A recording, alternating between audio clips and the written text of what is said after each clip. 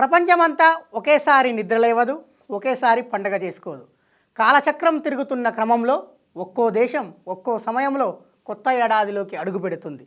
ప్రస్తుతం యావత్ ప్రపంచం 2026 నూతన సంవత్సరానికి ఘన స్వాగతం పలకడానికి ముస్తాబవుతుంది.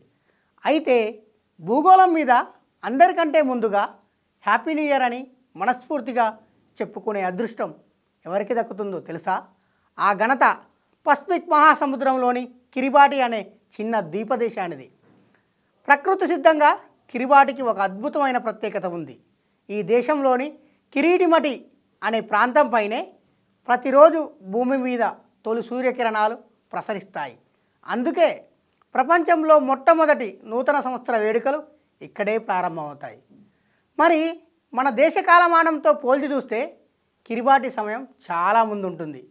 కిరిబాటిలో అర్ధరాత్రి 12 గంటలై కొత్త ఏడాది గడియలు మొదలైనప్పుడు భారత్లో ఇంకా డిసెంబర్ 31వ తేదీ మధ్యాహ్నం 3:30 అవుతుంది.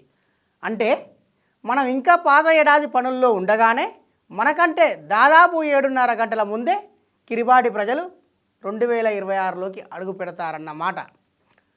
1979లో బ్రిటన్ నుంచి స్వాతంత్రం పొందిన కిరిబాటి అనేక ద్వీపాల సమూహం.